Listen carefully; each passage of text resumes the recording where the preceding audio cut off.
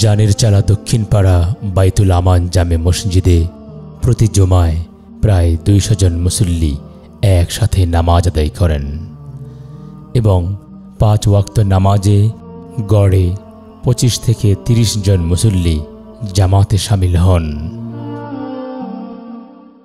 2013 সালে আমাদের এই মসজিদটা স্থাপন করেছি আমরা।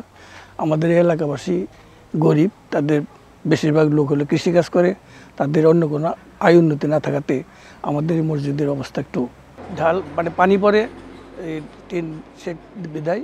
তাছাড়া যে আছে আমাদের ফ্লোর আছে, ফ্লোরটা ভাঙ্গা ছড়া, বসতে অসুবিধা হয়, কষ্ট হয়।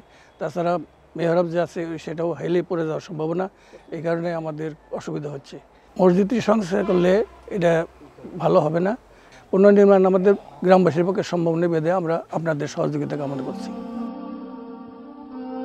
মসজিদটি দেখলেই মনে হয় কতটা ঝুঁকিপূর্ণ অবস্থায় মুসল্লিরা এখানে প্রতিদিন নামাজ আদায় করছেন।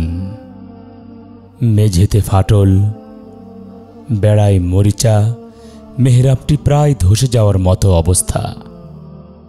সমস্যাগুলো নিয়েই মুসল্লিরা প্রতিদিন এখানে ইবাদত করছে। সমাজের বিত্তবান মানুষের দিকে তাকিয়ে আছে এই সামর্থ্যহীন ইবাদতকারী মুসলিম বান্দারা।